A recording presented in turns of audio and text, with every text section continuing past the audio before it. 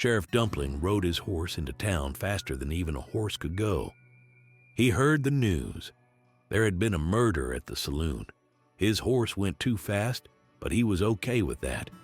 He told his horse to stop, and it did. But it wasn't happy about it. He jumped off his horse and walked up to the saloon and kicked the doors in. "Now everybody stop! Who did a murder in this saloon?" The saloon was empty. He realized that this was Ghost Town, which was a small ghost town that had no one living in it. He often confused it with the city that he was sheriff of, which was the same town, but in an alternate dimension. He quickly whipped out his transdimensional phasing device and crossed over. After a few minutes of beeping and buzzing, he appeared in his home dimension and was standing directly in front of the murder victim. My God, how could they do this to poor old Mrs. Munsterbaker? He knelt down to examine her body.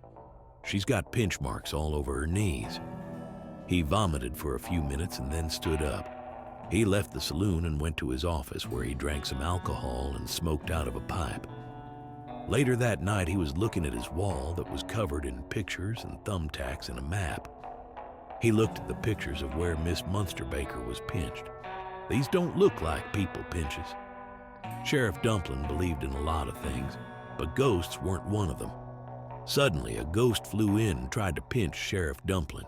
He had all the belts in martial arts, so he easily dodged it twice. "You ain't real." The ghost was not happy. The entire town was not happy. And most of all, Sheriff Dumpling wasn't happy. The ghost was still attacking him. Sheriff Dumpling sneezed a few times before he pulled out his transdimensional phasing device, taking him back to Ghost Town. He appeared in the other dimension's version of his office. The ghost hadn't followed him, but a few hundred bees did. He couldn't help but laugh at the irony. No ghosts in Ghost Town.